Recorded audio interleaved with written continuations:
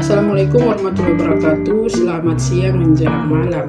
Saya Irman Syahauta dengan NIM 022722111175 dari Fakultas Ekonomi dan Bisnis Prodi Akuntansi kelas 1D atau semester 1. Di sini saya akan menjelaskan UAS ujian tengah semester saya dengan mata kuliah pengantar bisnis. Saya dari kampus Unhair atau Universitas Khairul Ternate yang terletak di Provinsi Maluku Utara. Oke, baik, saya langsung saja. Di sini ada 6 pertanyaan yang saya akan menjawab pertanyaan-pertanyaannya. Yang pertama, untuk meningkatkan pengendalian internalnya, apa yang perlu perusahaan lakukan berdasarkan The Sabir Oakley ACC? Ini jawabannya adalah menciptakan tata kelola perusahaan yang baik, good corporate governance, full disclosure, dan akuntabilitas dalam perusahaan untuk menggunakan hal tersebut. The Sabir Oakley ACC mengatur mengenai peningkatan pengendalian internal perusahaan secara lebih intensif, yang efektif dan efisien dalam rangka memitigasi fraud untuk meningkatkan keandalan laporan keuangan perusahaan dan kualitas audit. Kedua, melalui metode-metode apakah perusahaan dapat meningkatkan efisien produksi? Sebutkan. Jawabannya adalah banyak perusahaan menentukan tujuan efisien produksi dengan menggunakan tolak ukur BETCAM, yaitu metode pengevaluasian kinerja dengan melakukan perbandingan terhadap beberapa tingkat tolak ukur. Tentunya biasanya suatu tingkat yang telah dicapai oleh perusahaan lain. Ada 3 metode untuk meningkatkan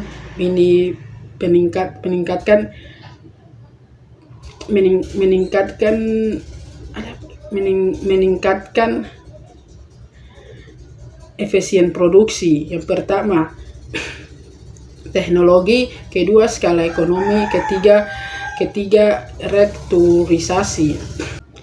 Jika Anda harus memilih cakupan pasar yang optimal untuk penjualan produk makanan ringan Anda, untuk mengefisienkan distribusi produk Anda dengan mengandalkan kemampuan karyawan dalam penjualan produk, manakah alternatif cakupan distribusi yang Anda harus pilih?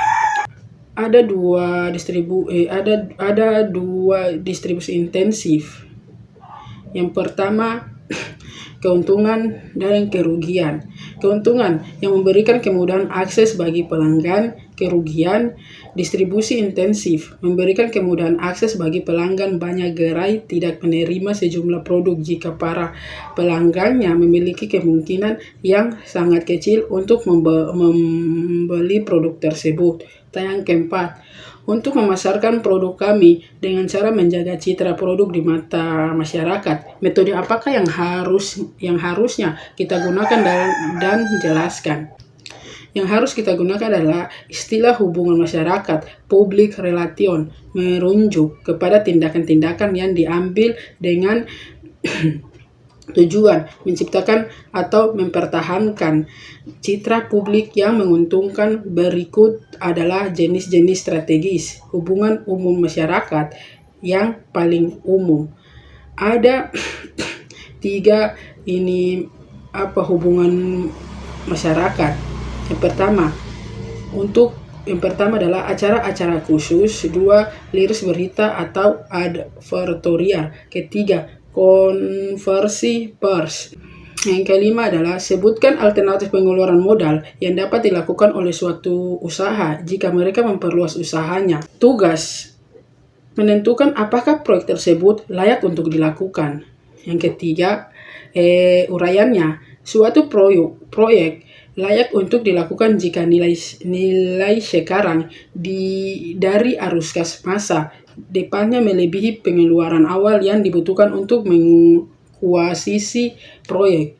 Dalam tahapan penganggaran modal, jika kita mencoba mengukur arus kas yang masuk dari setiap alternatif usaha, maka kegiatan ini tergolong dalam tahapan apa? Itu adalah tugas monitor proyek-proyek yang telah diimplementasikan. Uraiannya, proyek-proyek yang telah diimplementasikan perlu dimonitor untuk menentukan apakah arus kasnya telah didestinasi dengan baik. Pemonitoran juga dapat mendeteksi ketidakefisienan dalam proyek dan dapat membantu menentukan kapan suatu proyek sebaiknya ditinggalkan. Mungkin itu saja ini pertanyaan dan jawaban yang saya ini berikan.